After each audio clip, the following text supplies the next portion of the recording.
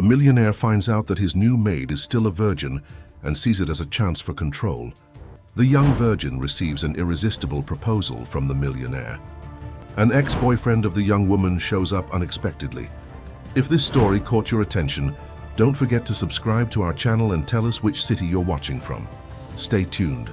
The morning sun cast diamond-like reflections across the vast windows of Maxwell Grant's estate, Summit View, perched on the hillside overlooking Seattle's glistening skyline. The mansion, an architectural marvel of glass, steel, and rare imported stone, stood as a monument to one man's unrelenting ambition and unparalleled success. At 52, Maxwell had built Grant Industries from a small tech startup into a global conglomerate spanning technology, pharmaceuticals, media, and real estate. The Wall Street Journal had once described him as a modern Midas with the strategic mind of Machiavelli, a characterization he secretly relished. His salt and pepper hair, always impeccably styled, and his custom-tailored Tom Ford suits projected the image of a man in absolute control. "Mr. Grant, your 9 a.m. conference call with Tokyo is ready in the home office," announced Diane, his personal assistant of 15 years, her voice crisp and efficient through the intercom. Maxwell checked his Patek Philippe watch, 8:57 a.m. 3 minutes early. "Tell them I'll be there at precisely 9. He never arrived early to meetings. It was a small but significant exercise of power, making others wait, even if just briefly. These micro-expressions of control formed the invisible architecture of Maxwell's empire. He had long ago learned that true power wasn't just about money, it was about orchestrating the world around you. As he descended the marble staircase, Maxwell observed the morning ritual of his household staff. The gardeners tending to the meticulously landscaped grounds, the kitchen staff preparing his precisely calibrated breakfast, the housekeepers quietly ensuring every surface gleamed to perfection. 23 people worked in his home, each with clearly defined roles, each a cog in the well-oiled machine of his private kingdom. His gaze lingered on a new face, a young woman dusting the collection of rare artifacts in the East Wing gallery. She couldn't have been more than 25, with chestnut hair pulled back in a simple ponytail. Unlike the others, she seemed almost unaware of his presence, absorbed in her careful handling of a Ming Dynasty vase worth more than she would likely earn in a decade. "Who is that?" Maxwell asked, gesturing toward the woman as his house manager, Harris, approached with the morning briefing. "Olivia Reed, sir. Started last week. Mrs. Wilson hired her to replace Jessica in artifact maintenance." Maxwell murmured, unexpectedly, intrigued by her focused demeanor. "And her background?" "Excellent references from the Seattle Art Museum, where she worked as a conservation assistant. Art history degree from Washington State. Graduated with honors despite apparently difficult financial circumstances. Lives with her mother in Rainier Valley. Mrs. Wilson was quite impressed with her knowledge of your collection." Maxwell nodded absently, his analytical mind already categorizing this new element in his carefully curated environment. He prided himself on understanding people, their motivations, their weaknesses, their price. Everyone had one. "Have her serve coffee during my 2 p.m. meeting with the board," he said, his tone making it clear this wasn't a request. "I want to observe her." The Tokyo call went exactly as Maxwell had orchestrated, with the Japanese executives acquiescing to his terms for the semiconductor facility acquisition. By noon, Grant Industries' stock had climbed 3 points, adding another $247 million to his fortune. Numbers on a screen that translated to tangible power in the real world. At precisely 1:58 p.m., Maxwell entered his private conference room to find the boardroom table immaculately prepared, each leather portfolio placed at perfect right angles, each crystal water glass filled exactly 2/3 full. Olivia stood quietly by the sidebar, arranging the artisanal coffee service. "You're new," Maxwell stated as he approached her, not bothering to frame it as a question. "Yes, Mr. Grant." Her voice was soft, yet confident, her posture straight. As she met his gaze with surprising directness, "Olivia Reed, I started last Monday. You handle the Ming collection well. Most people don't understand the proper technique for artifacts of that age. A flicker of surprise crossed her features. Thank you, I specialized in East Asian ceramics during my conservation training. Yet you're serving coffee. I'm wherever Mrs. Wilson needs me to be, sir. There was neither resentment nor obsequiousness in her tone, just a simple statement of fact. The board members began filing in, each greeting Maxwell with carefully calibrated deference. Throughout the 2-hour meeting, as Maxwell systematically dismantled the CFO's conservative growth projections and approved the hostile takeover of a competing pharmaceutical company, his attention kept returning to Olivia. She moved through the room like a ghost, anticipating needs before they were voiced, yet somehow maintaining an air of quiet dignity, often lacking in service roles. After the meeting, Maxwell lingered, watching as she efficiently cleared the cups and saucers. "You're not intimidated by wealth," he observed, closing the door after the last board member left. Olivia looked up, her hands steady as she arranged the fine china. "I've spent my career handling priceless objects, Mr. Grant. I've learned to respect value without being overwhelmed by it." "That's not what I meant." Maxwell moved closer, studying her as he would a complex business problem. "Most new staff walk on eggshells for months. You seem comfortable. Should I be uncomfortable?" The question held no challenge, only curiosity. Maxwell laughed, a rare, genuine sound. "Most people are. They see the house, the money, the power. It changes. How they behave makes them malleable. Perhaps they're just being respectful of your position," she suggested, continuing her work. "No," Maxwell countered, leaning against the conference table. "It's fear disguised as respect. And fear is useful. It makes relationships predictable." He paused, watching her reaction closely. "What about you, Olivia Reed? What makes you predictable?" She finally stopped arranging cups, giving him her full attention. "I don't think people are meant to be predictable, Mr. Grant. That's what makes us human, not assets." The statement hung in the air between them, a small act of intellectual defiance that Maxwell found unexpectedly refreshing. Most employees would have offered platitudes or nervous agreement. "An interesting philosophy for someone working in a house full of priceless possessions," he remarked. "I care for objects, Mr. Grant. I don't aspire to be one." "With efficient grace," she lifted the tray. "Will there be anything else?" Maxwell considered her for a long moment. "No, that will be all. For now." As Olivia left the room, Maxwell remained motionless, his mind working through a strange new puzzle. In his world of calculated investments and strategic acquisitions, people were generally simple equations to solve, motivated by greed, fear, ambition, or some combination thereof. But Olivia Reed had just presented him with an unfamiliar variable. That evening, Maxwell sat in his study overlooking the lights of Seattle, tablet in hand as he reviewed Olivia's personnel file.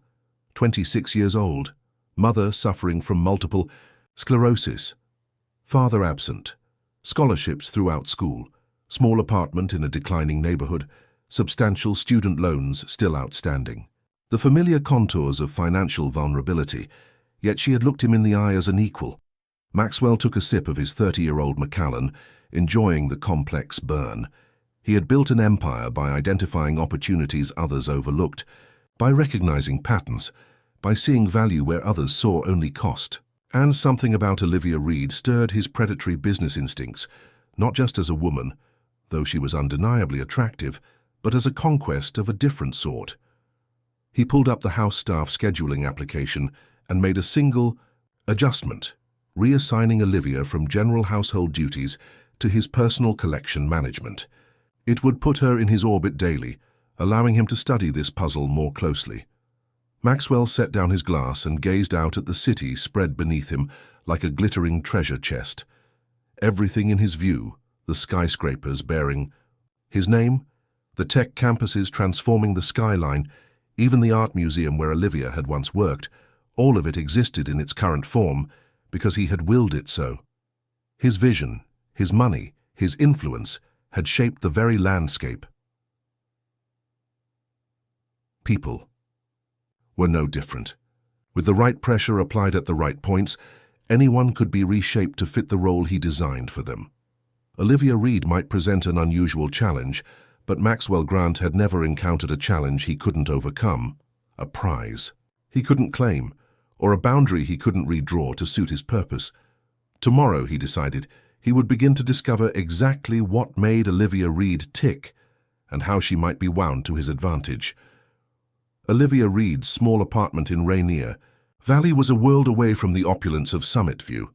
The pre-dawn light filtered through thin curtains as she moved quietly through her morning routine, careful not to wake her mother in the adjacent bedroom. The one-bedroom apartment had been converted with a makeshift wall to create privacy, though the space remained cramped. She prepared her mother's medications on the kitchen counter, arranging the colorful pills in a weekly organizer, a rainbow of pharmaceutical necessities that consumed nearly a third of their income, despite insurance. Catherine Reed's multiple sclerosis had progressed steadily over the past 5 years, recently forcing her to leave her job as an elementary school librarian. "You're up early again," her mother's voice called softly from the doorway, where she stood leaning on her walker. Olivia smiled, pushing away her fatigue. "Big day at work. Mr. Grant reassigned me to manage his private collection." "The personal fiefdom of Maxwell Grant," Catherine mused, easing herself into a chair at their small kitchen table. "Your father would have had strong opinions about you working for a man like that." "Dad had strong opinions about everything," Olivia replied, placing a gentle kiss on her mother's forehead as she set down a cup of tea. "But he also believed in doing what was necessary." The mention of Thomas Reed hung in the air between them. A brilliant art history professor, whose principles had always outweighed practicality, he had walked away from his family when Olivia was 16, choosing his academic freedom over his family's stability. His occasional postcards from research sites around the world did little to fill the hole his absence had created. "The position pays an additional $12 an hour," Olivia continued, pushing thoughts of her father aside. "That's almost enough to cover the new treatment Dr. Mendez recommended." Catherine reached for her daughter's hand. "Livy, you can't keep putting your life on hold for me. I've told you, the standard treatments are—" "Not enough," Olivia interrupted gently. "We've seen the progression charts. The new immunotherapy could buy us years, Mum." "At what cost to you?" Olivia straightened her shoulders. "Just a few more months of careful budgeting. The night classes are going well. I'll have my museum conservation certification by next spring, and then we can look at positions at larger institutions." She didn't mention the student loans that still weighed on her, or the credit card debt that had accumulated during her mother's last hospitalization. Some burdens were better carried alone. 40 minutes later, Olivia was on the bus heading north toward Seattle's exclusive Highlands neighborhood, where Summit View perched above the city like a modern-day Olympus. She used the commute to review notes on Maxwell Grant's extensive art collection on her tablet: Ming Dynasty ceramics, rare manuscripts, contemporary installations worth millions. Her education had prepared her for the art, but nothing had prepared her for the man himself. When she arrived at the estate service entrance, Mrs. Wilson, the stern house manager, was waiting. "Mr. Grant has requested you begin cataloging his private study collection immediately," she said, her disapproval evident in the tight set of her mouth. "You'll be working directly with him this morning." Olivia nodded, sensing the shift in dynamics. Staff rarely interacted directly with Maxwell Grant. His preferences and orders usually filtered down through layers of management. "Is there a problem, Mrs. Wilson?" The older woman's expression softened slightly. "Mr. Grant can be demanding, especially with new staff who catch his attention. Be professional, be precise, and above all, be careful." Before Olivia could ask what she meant, Mrs. Wilson handed her a security card. "This gives you access to the East Wing private areas. Don't go anywhere you haven't been explicitly authorized to enter." Maxwell's private study was a temple to power and intellect. Walnut-paneled walls lined with first editions, display cases housing historical artifacts, and windows overlooking the panoramic view of Puget Sound. Olivia stood just inside the doorway, taking in the collection that would now be her responsibility. "Impressive, isn't it?" Maxwell's voice came from behind her. Olivia turned to find him watching her with that same analytical gaze she'd noticed yesterday, as if she were a stock prospectus he was evaluating for potential investment. "It's one of the finest private collections I've seen," she acknowledged. "The Tang Dynasty horse is particularly extraordinary." A look of approval flickered across his face. "Most people notice the obvious pieces first, the Picasso sketch or the Hemingway first editions. You went straight to the most historically significant item." "Value isn't always obvious at first glance," Olivia replied, approaching the small, ceramic figure. "May I?" Maxwell nodded, and she carefully lifted the 1,000-year-old sculpture, handling it with practiced expertise. "See how the glaze has this slight crazing pattern?" she pointed out. "That's characteristic of the kiln. Changsha. Many collectors have forgeries without realizing it, but this is authentic." Maxwell moved closer, not looking at the horse but at her. "Your wasted dusting display cabinets, Olivia." "Everyone starts somewhere, Mr. Grant." "I started with nothing," he said, taking the horse from her and returning it to its display. "My father was a factory worker in Detroit. My mother cleaned houses not unlike this one. I put myself through Stanford on scholarships and student loans." Olivia met his gaze. "Is this where you tell me anyone can achieve anything with hard work and determination?" A genuine laugh escaped him. "No, that's a convenient myth the wealthy perpetuate. Success requires opportunity, timing, and often ruthlessness alongside hard work." He gestured around the room. "I recognized opportunities others missed and seized them without hesitation or sentimentality. And that philosophy has served you well," Olivia observed. "Extraordinarily well," Maxwell confirmed, studying her, "which makes me curious why you haven't applied it to your own situation." Olivia stiffened. "I'm not sure what you mean." "Your mother's medical bills, your student loans, the rising rent in your neighborhood." He registered her surprise and added, "I make it my business to understand the people who work for me, especially those handling items worth millions."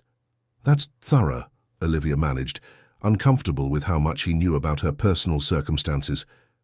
"I'm offering you an opportunity, Olivia, one that could resolve your financial situation completely."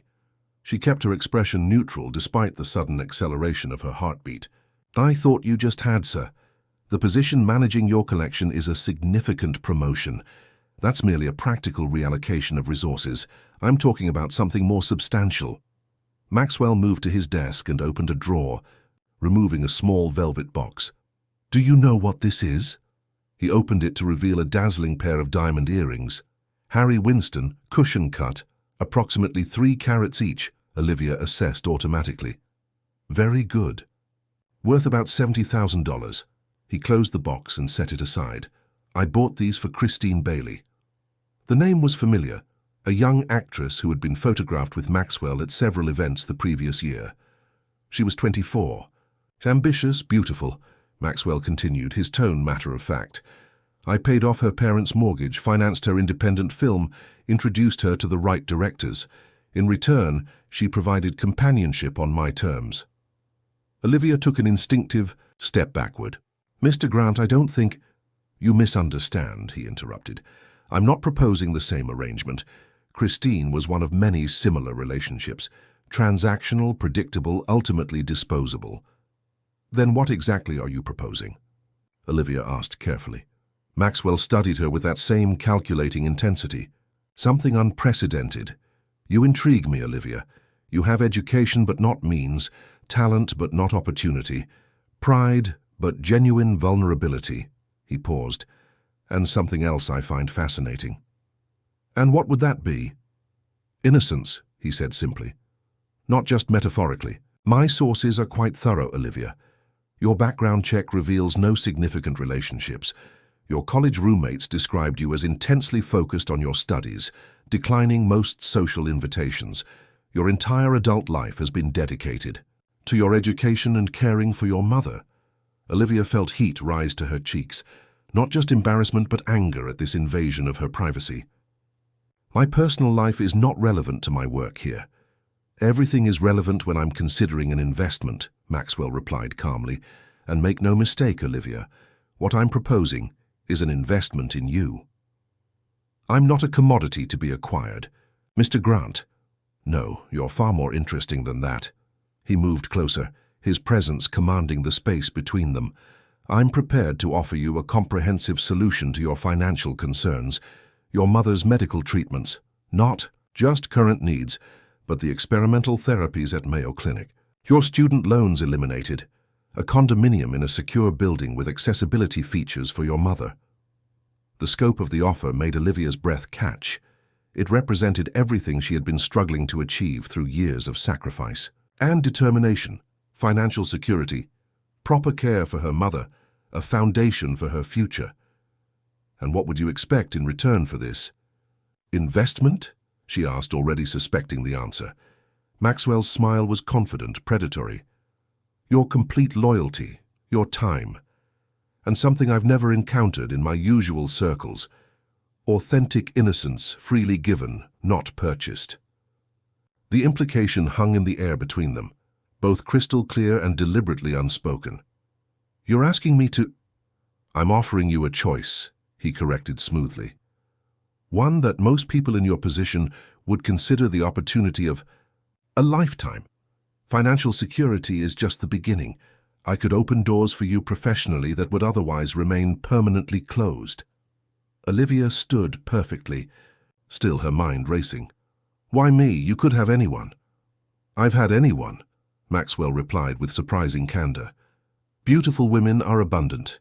Intelligent women with integrity who challenge me. Those are rare. He stepped closer. Think of it as mutual benefit. You gain security and opportunity. I gain something money alone cannot buy. Olivia felt as if the floor beneath her had suddenly tilted. The rational part of her mind calculated exactly what this offer would mean for her mother. No more choosing between medications and rent, access to treatments that could dramatically improve her quality of life. For herself, it meant freedom from the crushing weight of debt that had defined her adult existence. Yet something deeper rebelled against the proposition, despite its life-changing potential. I need time to consider what you're suggesting. Of course, Maxwell agreed, his confidence unwavering. I wouldn't respect you if you didn't. Take the weekend to think it through. He returned to his desk, effortlessly shifting back to business mode. In the meantime, I'd like you to begin cataloging the new acquisitions from the Beijing auction. The manifests are on the tablet. Just like that, he had compartmentalized the extraordinary conversation, already certain of its eventual outcome. Olivia managed to maintain her professional composure as she began working, but her mind was elsewhere, weighing impossibilities, calculating costs beyond money, and wondering if there was any choice that wouldn't require sacrificing something essential about herself. What disturbed her most wasn't Maxwell's proposition itself, but the small voice inside that whispered she should accept it, that her principles were a luxury she couldn't afford while her mother suffered. As she carefully catalogued priceless artifacts, Olivia couldn't help seeing them differently now, not just as beautiful objects, but as physical manifestations of the power Maxwell wielded so casually, the power that could reshape her entire future with a single decision. Saturday morning found Olivia at the West Seattle Farmers Market, a weekly ritual she maintained despite her exhaustion. The vibrant displays of produce and handcrafted goods offered a colorful contrast to the sterile opulence of Summit View, grounding her in a world where people still worked with their hands and soil. The usual Olivia called Marcus from the organic vegetable stand, already bagging a selection of root vegetables and greens. Thanks, Marcus, she smiled, handing over her reusable cloth bag. How's the new greenhouse project coming along? As Marcus enthusiastically described his sustainable farming initiatives, Olivia felt some of the tension from yesterday's conversation with Maxwell Grant begin to dissipate. Here, among ordinary people concerned with growth and nourishment rather than acquisition and control, she could breathe. So we're hoping to expand distribution to 3 more neighborhood co-ops by spring, Marcus concluded, handing her the filled bag. Hey, you okay? You seem distracted. Olivia sighed. Just a complicated work situation, nothing I can't handle. Well, I threw in some extra kale and those heirloom carrots your mom likes. Tell her the greenhouse strawberries will be ready in 2 weeks. You're the best, Marcus, she said gratefully, reaching for her wallet. Save it for next time, he insisted. You've been coming here since you were in college. Consider it customer loyalty appreciation. Olivia started to protest, but was interrupted by a familiar voice behind her. He always was soft on you, Liv. She froze, the voice triggering a cascade of memories she'd carefully compartmentalized. Slowly turning, she found herself face to face with a ghost from her past. Ethan? Ethan Carter stood before her, his smile exactly as she remembered, slightly crooked, with dimples that had once made her heart race. Now 30, he had grown from the passionate art student she'd known into a man with confidence etched in the lines around his eyes, though his sandy hair still fell across his forehead in that boyishly disheveled way. In the flesh, he confirmed, though I wasn't expecting to run into you quite so literally on my first weekend back. Back? Olivia repeated, struggling to process his sudden appearance after 6 years of silence. Just moved back from Chicago last week. Got offered a position at the Seattle Art Institute, Associate Professor of Digital Art Conservation. Marcus looked between them with interest. You two know each other? We went to college together, Olivia stated simply, the definition woefully inadequate for what Ethan had once been to her. We were a bit more than classmates, Ethan corrected gently, his eyes never leaving her face. Until I made the monumentally stupid decision to take that fellowship in Chicago. The farmers' market continued bustling around them, but Olivia felt suspended in a bubble of unexpected past, colliding with complicated present. It's been 6 years, Ethan. 6 years, 2 months, and about 11 days, he confirmed. But who's counting? Despite herself, Olivia felt a smile tug at her lips. Still the same Ethan. Improved version, he countered, now with actual career stability and slightly better fashion sense. He gestured to her bags. Can I help you carry those? Maybe catch up over coffee? The responsible part of her mind reminded her of her mother waiting at home, of Maxwell Grant's proposition hanging over her head, of the complicated reality that had no room for romantic ghosts from the past. I have to get these groceries home to Mom, she began. Catherine still makes the world's best chamomile tea. Ethan asked, I'd love to see her too if that's okay, unless, he hesitated, unless there's someone else in the picture now. The question hung between them, loaded with unspoken history. No, Olivia admitted. There's no one else, just a lot of complicated life. Ethan's expression softened. I'm good with complicated, Liv. Always have been. An hour later, Olivia watched in amazement as her mother and Ethan fell back into their easy rapport in her small living room. Catherine had always adored Ethan, seeing in him the artistic passion that had first attracted her to Olivia's father, but tempered with a practicality Thomas Reed had never possessed. So, you've finally gotten tenure track? Catherine asked, clearly impressed as she sipped her tea. I always knew you had it in you. Barely squeaked through the interview, Ethan admitted, but the digital conservation lab they're building is state-of-the-art.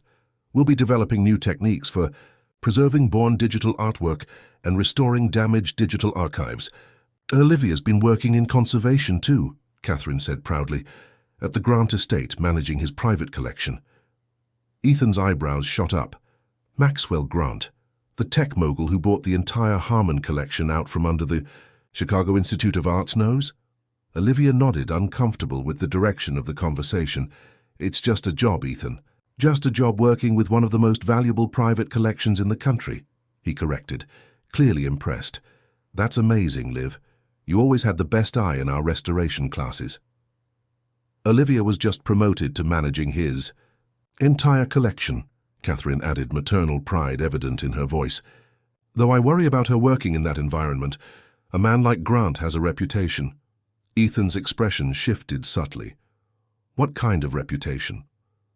The kind that goes with unimaginable wealth and power, Olivia interjected quickly. Mom worries unnecessarily. Catherine gave her daughter a knowing look but didn't contradict her. Well, I should rest before my physical therapy exercises. Ethan, It's wonderful to see you again. Don't be a stranger now that you're back in Seattle." After helping her mother to the bedroom, Olivia returned to find Ethan examining the small collection of art books on their cramped bookshelf.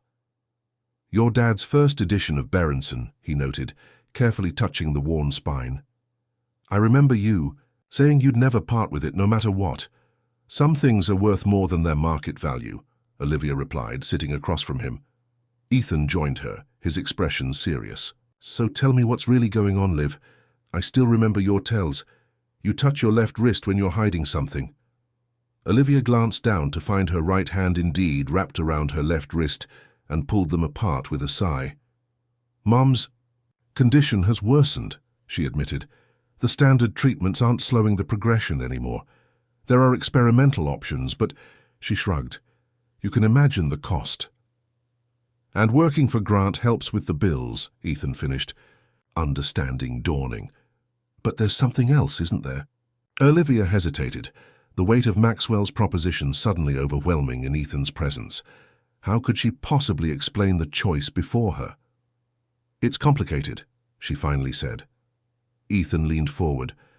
"Remember what Professor Lowell used to say about art restoration? Simple solutions destroy complex beauty. Whatever you're facing, don't oversimplify it." She looked at him, really looked at him, for the first time since his unexpected return. The years had matured him, added depth to his features, but his eyes still held that earnest intensity that had first drawn her to him. They had been young, ambitious students with dreams of traveling the world, preserving cultural treasures together. Reality had intervened. His fellowship, her mother's diagnosis, financial pressures pulling them in different directions. But sitting here now, it felt as if some essential connection had remained intact, despite time and distance. "Grant offered me a deal," she said suddenly, the words escaping before she could reconsider. "He'll pay for Mum's treatments. All of them, including the experimental. Therapies at Mayo Clinic. He'll clear my student loans, set us up in a proper, accessible apartment." Ethan's expression remained carefully neutral. "That's unusually generous for an employer." "It's not generosity," Olivia clarified, unable to look him in the eye. "It's an investment, as he put it." "What does he want in return?" Ethan asked quietly. The question hung between them, the answer too complicated to articulate fully. "He's interested in me," she finally said. "Not just professionally, he made that quite clear." Understanding darkened Ethan's features. "Liv, he knows everything about me," she continued, the words tumbling out now. "My finances, my background, even my personal life or lack thereof. He sees my inexperience as something valuable, something he wants to possess." Ethan sat very still, his hands tightly clasped. "And you're considering it?" It wasn't a question. "What choice do I have?" Olivia asked, frustration bleeding into her voice. "Mom needs those treatments. I've tried everything else. Extra jobs, payment plans, assistance programs. Nothing comes close to covering what she needs." "There are always choices, Liv," Ethan said gently. "Some just require more creativity than others." "Easy for you to say with your tenure-track position and health benefits," she snapped, immediately regretting the words when hurt flashed across his face. "I deserved that," he acknowledged. "I left when things got difficult. That's on me." He hesitated, then continued more softly. "But selling yourself to a man like Grant isn't the answer." "I never said I was going to accept," Olivia protested. "But you're considering it," Ethan countered. "I can see it in your eyes, the same look you got when we were facing finals with no sleep and too much coffee. You're calculating, weighing options, looking for the most efficient solution regardless of personal cost." He wasn't wrong. Part of her, the pragmatic, desperate part, had been methodically analyzing Maxwell's offer from every angle, calculating exactly what it would mean for her mother's quality of life, for their financial security. "What would you do?" she challenged. "If it were your mother suffering while you watched, helpless to change it?" Ethan's expression softened. "I'd fight like hell, but not by surrendering the very thing that makes you who you are. Your integrity, your independence." Pretty words don't pay medical bills. No, he agreed, but there might be another way. He leaned forward, eyes lighting with the same enthusiasm she remembered from their late-night study sessions. The position at the Institute comes with research funding. We're launching a special project on digital preservation of cultural heritage sites. It needs a conservation specialist with experience in both traditional and digital mediums. Olivia shook her head. Ethan, I appreciate the thought, but I don't have the digital expertise you need. But you have the traditional conservation knowledge that most digital specialists lack, he countered. We could co-lead the project. The grant includes a competitive salary and full benefits that could cover dependents. It's not grant-level money, but it's sustainable, legitimate, and conveniently involves working with you, Olivia finished, uncertain whether to be touched or suspicious of his timing. I won't pretend that's not a bonus, he admitted with a small smile, but the position exists independently of my feelings. The funding was approved last month. I've been tasked with building the team. Olivia felt something unfamiliar unfurl in her chest, a fragile hope she hadn't allowed herself to entertain. You're serious about this?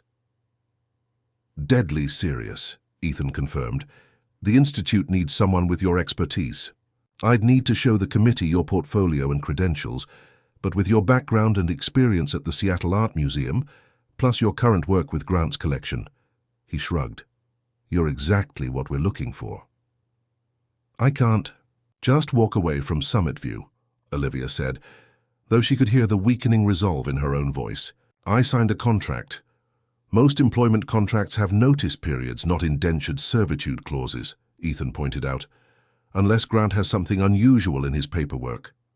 She thought about the thick contract she'd signed, skimming much of the legal terminology in her eagerness to secure the position. Had there been unusual clauses? She couldn't recall specifically, but Maxwell Grant was nothing if not thorough in protecting his interests. I'd need to review it, she admitted. Do that, Ethan encouraged. And live. He reached across the space between them, his hand stopping just short of touching hers. Whatever you decide, I'm here, not just with a job offer, but as someone who never stopped caring about you.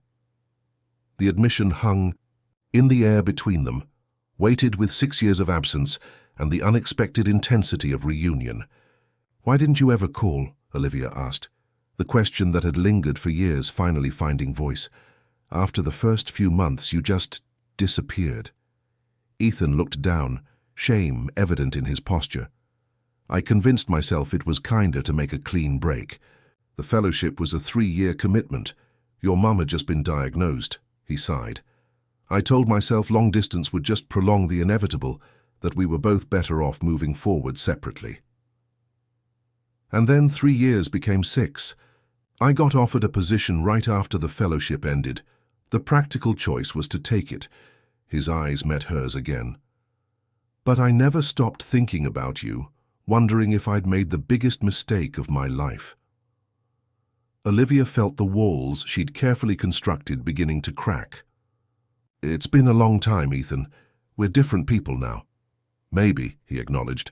Or maybe we're just more ourselves than we were at 22. He stood, clearly sensing her need for space.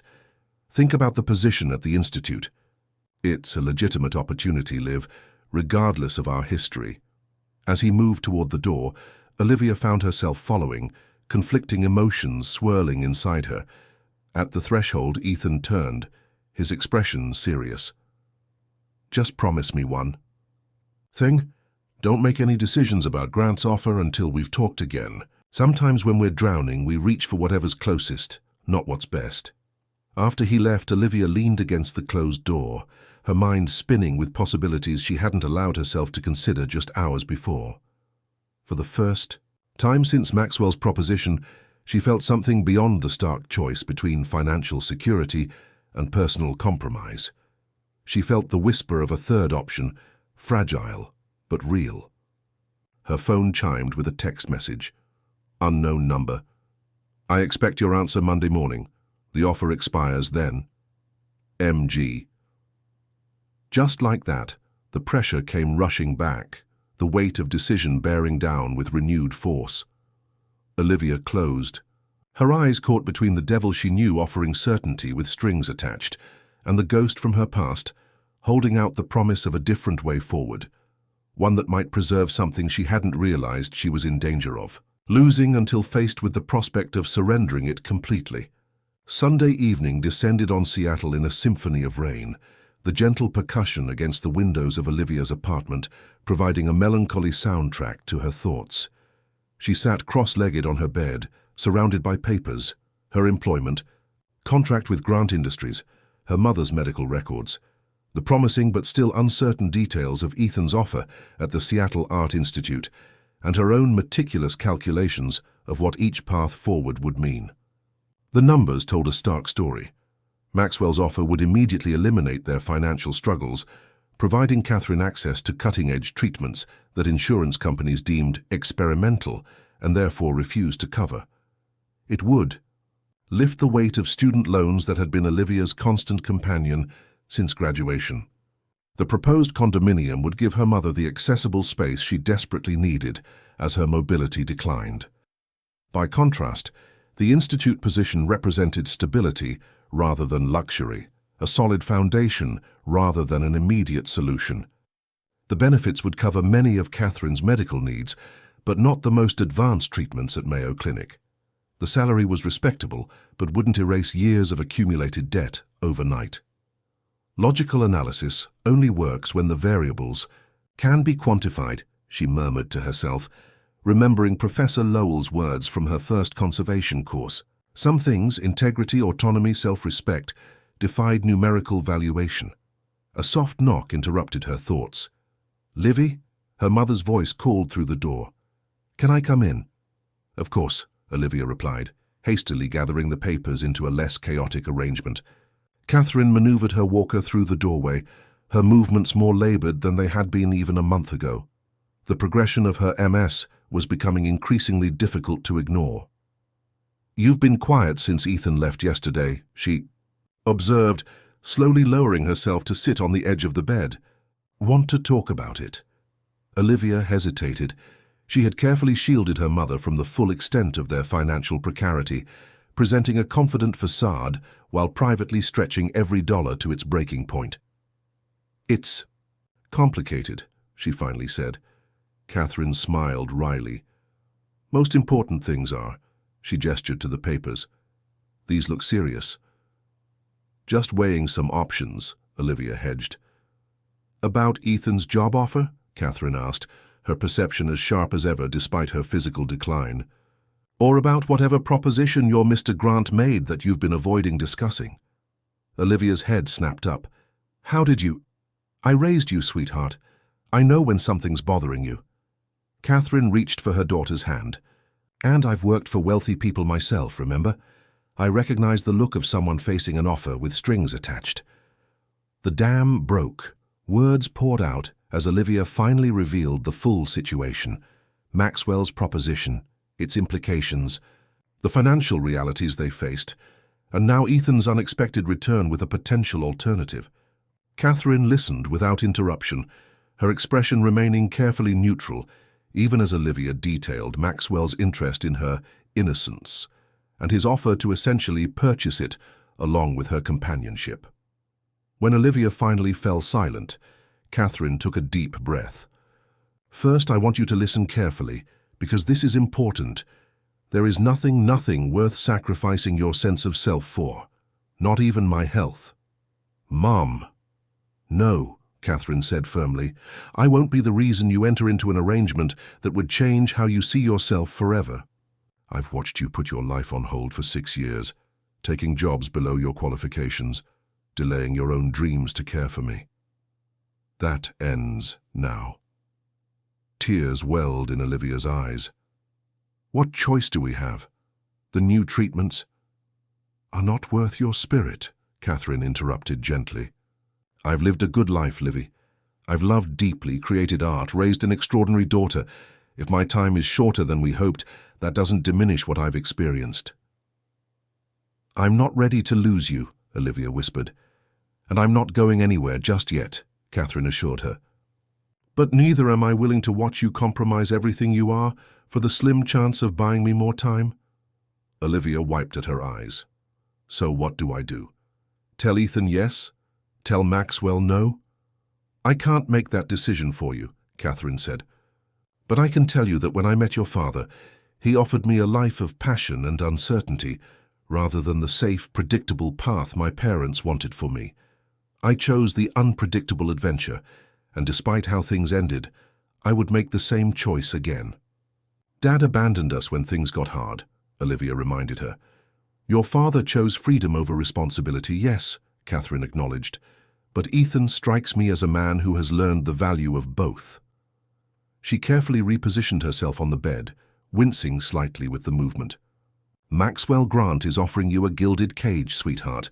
Its bars might be made of diamond, but they're bars nonetheless. Before Olivia could respond, her phone chimed with an incoming message. Maxwell's name appeared on the screen. Car will pick you up at 8 a.m. tomorrow. Looking forward to your decision. Catherine glanced at the message. Seems you have until morning to decide who you want to be. After her mother retired to bed, Olivia sat in the darkness of their small living room, rain still pattering against the windows. The weight of decision pressed on her like a physical presence. She had spent years being practical, responsible, making the sensible choice rather than the emotional one. Accepting Maxwell's offer was, by cold logic, the most efficient solution to their problems. Yet something rebellious had awakened within her, some essential part of herself that refused to be calculated, quantified, or exchanged, no matter how dire their circumstances. Her phone lit up again, this time with Ethan's name. Committee agreed to expedite your interview if you're interested. No pressure, just wanted you to know the option is real. Whatever you decide, I'm in your corner. Olivia set the phone down, a plan beginning to form in her mind. Not just a choice between two men's offers, but a third path, one that required courage she wasn't sure she possessed. But that might preserve something essential she hadn't realized was at stake until faced with its potential loss. Monday morning arrived with unusual clarity for Seattle, the rain having washed the air clean during the night. Olivia dressed with particular care, a simple but well-tailored navy dress that projected professionalism rather than submission, subtle pearl earrings that had been her grandmother's, and her mother's Art Nouveau brooch at her collar. Small talismans of the women who had shaped her. The sleek black Bentley arrived precisely at 8, the uniformed driver opening the door without comment. The drive to Summit View passed in silence, each turn of the winding road bringing her closer to a confrontation she both dreaded and, surprisingly, anticipated. Maxwell was waiting in his study, standing by the floor-to-ceiling windows with a cup of coffee in hand, Seattle spread beneath him like a kingdom. He turned as she entered, his expression confident. "Olivia," he greeted her, setting down his cup. "Right on time." "Punctuality costs nothing," she replied, remaining by the door rather than approaching. Maxwell smiled slightly. "A practical philosophy. Speaking of practicality." He gestured toward an elegant leather portfolio on his desk. "I've taken the liberty of preparing the necessary documentation, financial arrangements, medical authorizations for your mother's treatments, property details for the condominium." Olivia's eyebrows rose despite herself. "You seem very confident of my answer." "I understand people, Olivia. It's how I've built my empire." He approached, stopping a few feet away. "You're intelligent, pragmatic, and devoted to your mother. The choice is logical." "And what exactly would this arrangement entail?" she asked, her voice steady despite her racing heart. "You've been deliberately vague about specifics." Maxwell studied her with that penetrating gaze that seemed to calculate her value with cool precision. "Initially, you would move into the guest house here at Summit View. Your mother would be installed in the condominium with full-time nursing care. You would continue managing my collection, but with expanded duties as my companion at certain events and in private." "Your companion," Olivia repeated, a deliberately ambiguous term. "I'm not interested in coercion, Olivia. What I want is something freely given, though appropriately incentivized." His smile was measured, controlled. "I find traditional relationships tedious and predictable.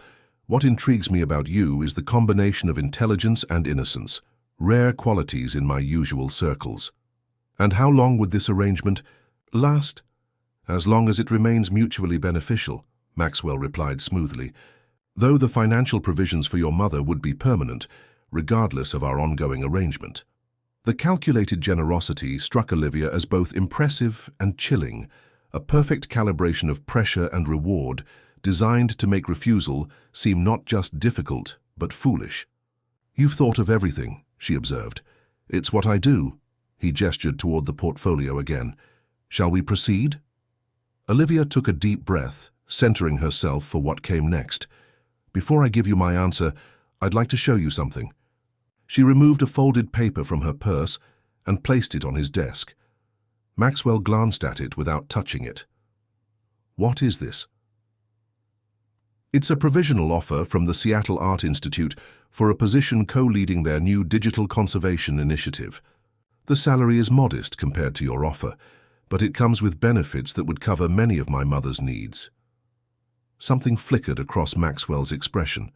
Surprise, perhaps even respect. "You've been busy." "I believe in exploring all options before making life-altering decisions." "Commendable," Maxwell acknowledged, "though the Institute's resources pale in comparison to what I'm offering. Their medical benefits won't cover experimental treatments." "You're right," Olivia admitted. "Financially, your offer is superior in every way." Maxwell's smile returned, confident once more. "Then your decision is simple." "It would be," she agreed, "if money were the only consideration." The smile faltered slightly. "What else matters when your mother's health is at stake?" "My ability to look her in the eye," Olivia said quietly. "My capacity to recognize myself in the mirror each morning. A romanticized notion of integrity won't pay for cutting-edge medical treatments," Maxwell countered. "True," Olivia acknowledged, "but there's something you didn't account for in your calculations." "And what might that be?" "The human element, the variables that can't be quantified or purchased." She took a step forward, finding strength in her decision. "I'm declining your offer, Mr. Grant." Maxwell's expression hardened almost imperceptibly. "You're making an emotional decision rather than a logical one." "I'm making a human decision," Olivia corrected, "and informing you that I'll be giving my 2 weeks' notice per my employment contract." "Your contract has a 6-month minimum commitment clause," Maxwell pointed out, his tone cooling. "Breaking it prematurely would trigger substantial penalties." "Which is why I've arranged a third option," Olivia responded, surprising herself with her calm. "Neither accepting your proposition nor taking the institute position immediately." Now she had his full attention, curiosity overtaking displeasure in his expression. "Explain." "I intend to fulfill my contractual obligations here while pursuing independent funding for my mother's treatments. The Mayo Clinic has a compassionate care program that I've already begun the application process for. Additionally, there's a clinical trial at Seattle Research Hospital that might accept her case." "A precarious strategy at best," Maxwell observed. "Multiple variables beyond your control, uncertain outcomes, significant delays." "Life is precarious, Mr. Grant," Olivia agreed, "but it's also not a zero-sum game where every interaction must have a winner and loser." Maxwell studied her with new intensity.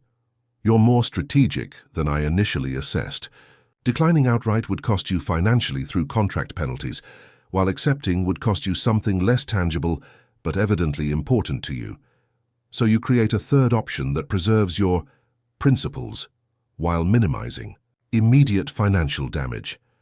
"I'm simply making the best choice available to me," Olivia replied, echoing his own business philosophy. A slow smile spread across Maxwell's face, surprising her. "Fascinating.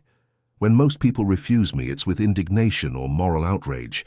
You've countered with strategy and alternative pathways." He moved back to his desk, selecting a pen from an ornate holder. For a moment, Olivia thought he might be preparing to release her from her contract immediately, either as punishment or perhaps respect for her decision. Instead, he wrote something on a business card and extended it to her. "Dr. Helena Summers," he said, as Olivia accepted the card. "Chief of Neurology at Mayo Clinic. Tell her you're calling on my recommendation regarding their experimental immunotherapy protocol." Confusion must have shown on Olivia's face, because Maxwell continued, "I'm on the hospital's board of directors.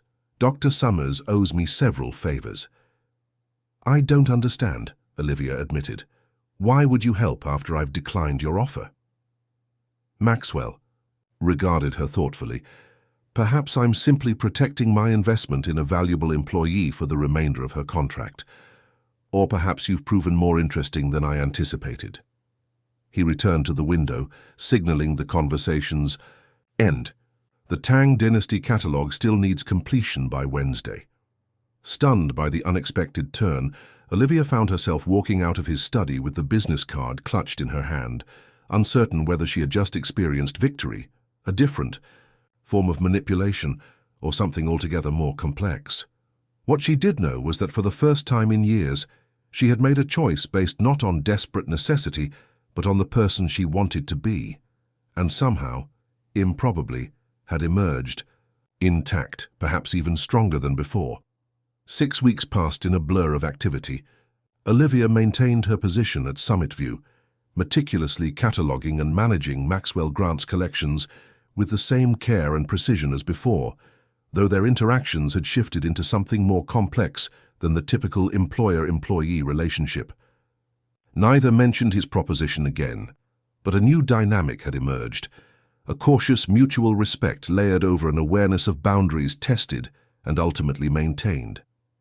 True to his word, Maxwell had made the introduction to Dr. Summers at Mayo Clinic, resulting in Catherine's acceptance into a groundbreaking immunotherapy trial set to begin the following month.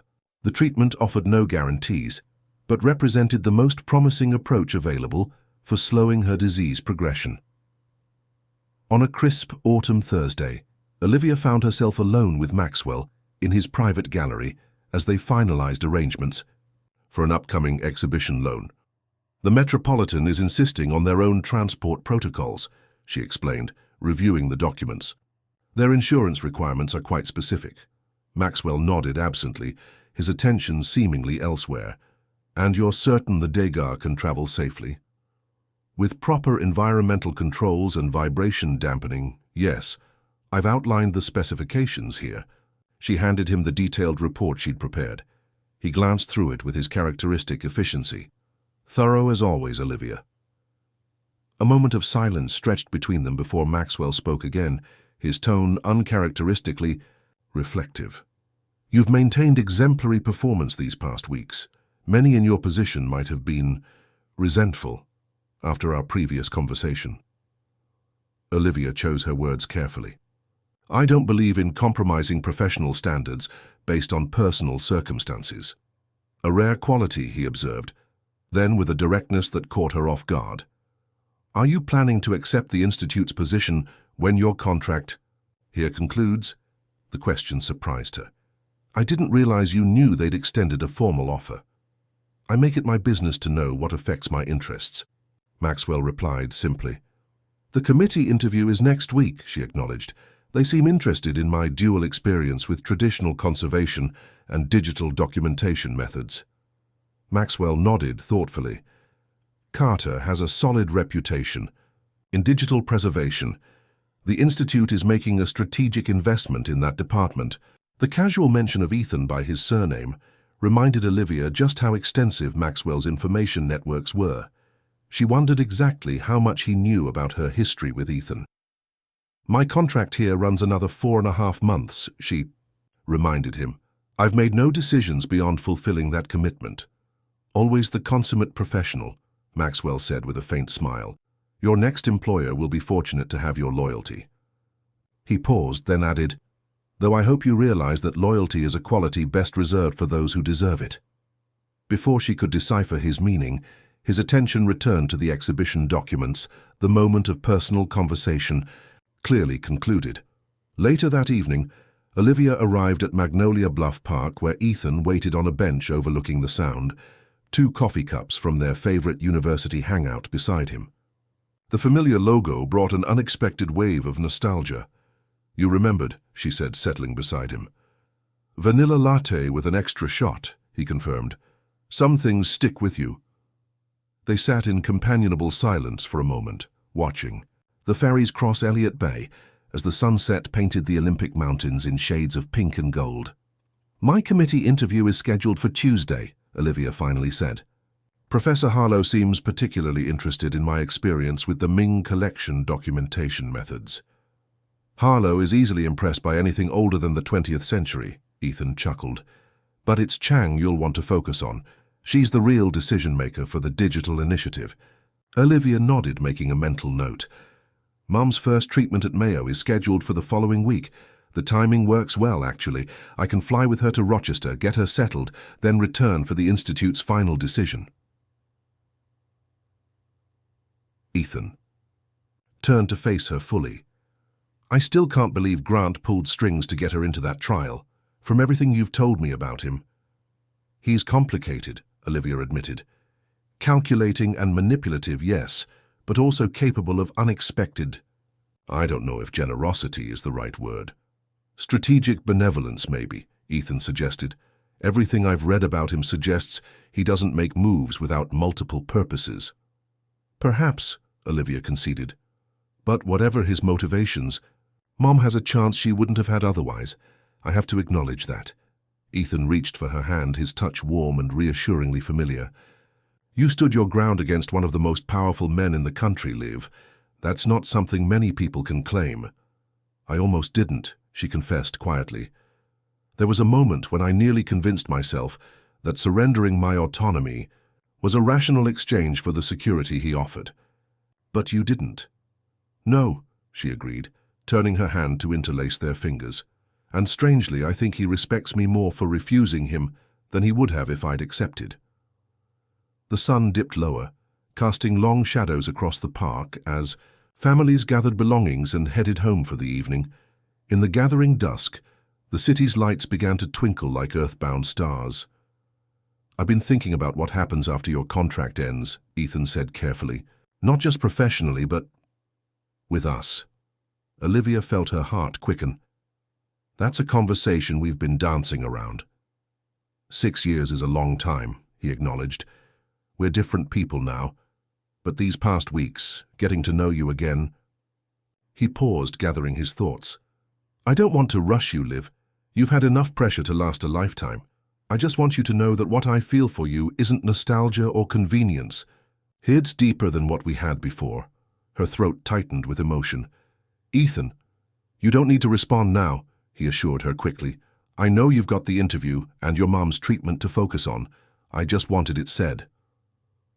Olivia studied their intertwined hands, considering all that had transpired since Maxwell's proposition had forced her to reevaluate what she truly valued.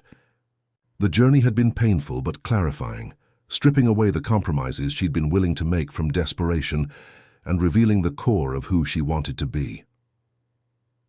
"When I was considering Maxwell's offer," she said slowly, "the hardest part wasn't the moral implications or even the practical considerations. It was realizing how close I'd come to surrendering something essential about myself, not just physically, but my fundamental autonomy. The belief that I deserved to choose my own path, not just accept whatever seemed most expedient." Ethan listened intently, giving her the space to articulate thoughts she was still processing herself. "Whatever happens with us," she continued, "I need to know that I'm choosing it because it's what I truly want, not because it's a safer alternative to something else." "I understand," Ethan said, his expression solemn. "And that's exactly what I want too, for you to choose what brings you joy, not just what helps you survive." A weight she hadn't realized she was carrying seemed to lift from her shoulders.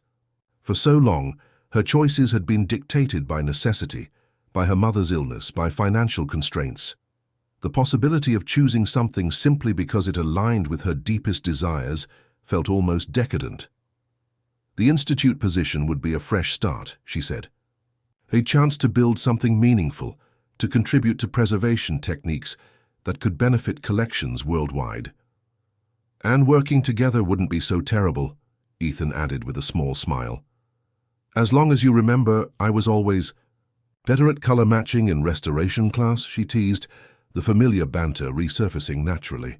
While I consistently outperformed you in digital reconstruction, he countered. Which is why we made such a good team, Olivia concluded softly. The implication hung between them that perhaps they could be a good team again, in work and beyond. Not out of desperation or convenience, but because they genuinely complemented each other's strengths. As darkness settled over the city, they walked along the bluff, talking about possibilities, the Institute's ambitious plans for digital preservation, the conservation challenges of born digital art, the upcoming exhibition at the Metropolitan featuring pieces from Grant's collection that Olivia had helped prepare. It wasn't until they reached her bus stop that Olivia realized she felt something she hadn't experienced in years, hope untinged by anxiety, possibilities not overshadowed by limitations. I should get home to Mom, she said reluctantly, as her bus appeared around the corner. Ethan nodded. I'll pick you both up on Saturday for the farmer's market. Marcus mentioned he's saving some of those greenhouse strawberries specifically for Catherine. She'd like that, Olivia confirmed, suddenly certain of her next words. And afterward maybe we could have dinner, just the two of us. The smile that illuminated his face reflected the warmth spreading through her own chest. I'd like that very much. As the bus carried her home, Olivia found herself thinking not of Maxwell Grant's mansion on the hill or the wealth he controlled, but of the authentic connections that had sustained her through the most challenging period of her life, her mother's unwavering support, Ethan's steadfast belief in her capabilities, even the small kindnesses of people like Marcus saving strawberries for a woman battling a progressive illness. These were currencies that couldn't be quantified on spreadsheets or investment portfolios, yet their value far exceeded anything Maxwell could have offered her. The following Monday, Olivia entered Maxwell's study for their weekly collection management meeting to find him unusually pensive, gazing out at the Seattle skyline. The Tang Dynasty catalogue has been accepted by Christie's for the upcoming auction, she reported, placing the finalized documents on his desk. They were particularly impressed with the provenance documentation. Maxwell turned from the window, studying her with that calculating gaze that seemed to assess value with precision. You've exceeded expectations with that project, as you have with most assignments here. Thank you, she replied, slightly disconcerted by the unexpected praise. I understand your mother begins treatment next week, he continued. Dr. Summers reports the protocol shows promising preliminary results in cases similar to hers. Yes, Olivia confirmed. We're cautiously optimistic. Maxwell nodded, returning to his desk and opening a drawer. I've taken the liberty of making some arrangements.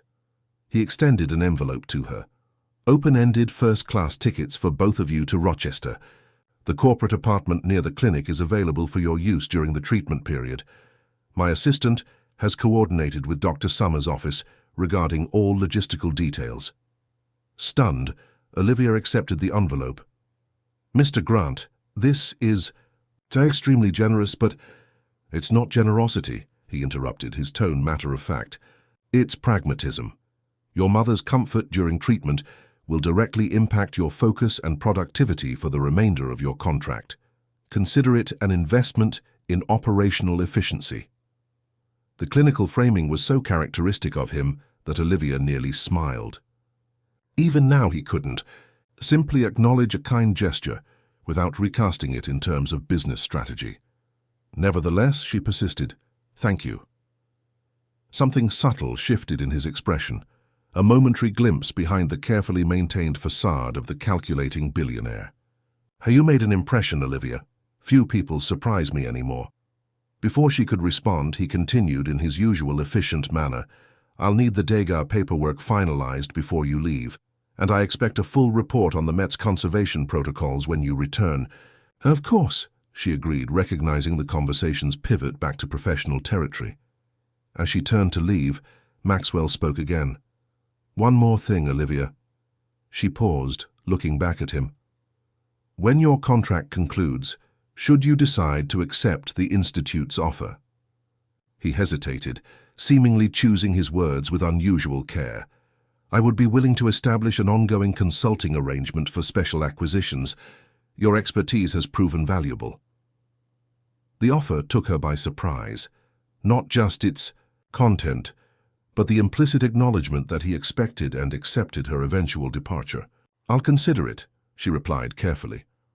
"See that you do," he said, his tone returning to its usual crisp authority as he turned his attention to his tablet, the moment of unusual openness clearly concluded. As Olivia closed the study door behind her, she realized Maxwell Grant had given her something far more valuable than financial security or professional opportunity. In his calculating, manipulative way, he had forced her to confront exactly what she was willing to compromise and what she wasn't, leading her to a clarity about her own values that might have taken years to achieve otherwise. 2 months later, on a bright December morning, Olivia stood in the spacious conservation laboratory at the Seattle Art Institute, unpacking her specialized tools as she prepared for her first day as co-director of digital conservation initiatives. Through the large windows, she could see students crossing the campus quad, their futures still unfolding before them. Her phone chimed with a text from her mother, now settled in a ground-floor apartment near the institute. "Lab looks fabulous. In the photos. Dinner at our place tonight to celebrate? Ethan's bringing that pasta from Belltown." Olivia smiled, typing back a quick confirmation before setting her phone aside. Catherine's first round of treatments had shown promising results, stabilizing her condition for the first time in years. While not a cure, it had given them what had seemed impossible just months ago: hope and time. Her office door opened as Ethan arrived, carrying 2 coffees with the familiar University Cafe logo. "Ready for day 1, Professor Reed?" "As ready as I'll ever be," she replied, accepting the coffee with a smile. "The Nakamura digital scrolls arrived this morning. We can begin the preservation assessment this afternoon." "Always the professional," he teased, leaning down to kiss her briefly. "Though I was hoping to steal you away for lunch at that new place overlooking the sculpture garden." Conservation. "First celebration later," she reminded him, though her smile softened the words. As they walked toward the main laboratory, Olivia glanced at the envelope sitting on her new desk, Maxwell Grant's invitation to consult on an upcoming acquisition of rare Japanese digital art. She hadn't yet decided whether to accept, but the fact that the choice was entirely hers, made from a position of stability rather than desperation, felt like its own form of wealth. She had learned that true value couldn't be measured in bank accounts or property deeds, but in the freedom to choose one's own path, to maintain one's integrity even when compromise seemed the only option, and to recognize that some things, dignity, autonomy, genuine connection, were beyond price. "Something on your mind?" Ethan asked, noticing her momentary distraction. Olivia shook her head, linking her arm through his as they continued down the hallway. "Just appreciating where I am. Not just physically in this new space of possibility, but in the journey that had brought her here, a journey that had tested her understanding of worth and value, and ultimately revealed that the most precious things in life were those that could never be bought, only earned through courage, and preserved through unwavering commitment to one's deepest truths." "Then let's get started," Ethan said with a smile that promised both partnership and possibility. "We've got important work to do." And as they entered the laboratory, where students and colleagues awaited them, Olivia stepped confidently into a future she had chosen for herself, not the most lucrative path available to her, but unquestionably the richest in all the ways that truly mattered. End of story, dear listeners. We hope Olivia's journey of integrity and self-discovery has resonated with you. Her story reminds us that true wealth isn't measured in dollars or possessions, but in the courage to stay true to ourselves, even when faced with impossible choices. For more captivating stories that explore the depth of human experience, we've curated a special playlist you can find by clicking the link to your left. If Olivia and Maxwell's complex power dynamic kept you on the edge of your seat, you'll find similar emotional journeys waiting for you there. Don't forget to subscribe to our channel and like this video to help us continue bringing these thought-provoking narratives to life. We publish new original stories daily that delve into life's most challenging dilemmas and celebrate the triumph of the human spirit. What would you have done in Olivia's position? We'd love to hear your thoughts in the comments below.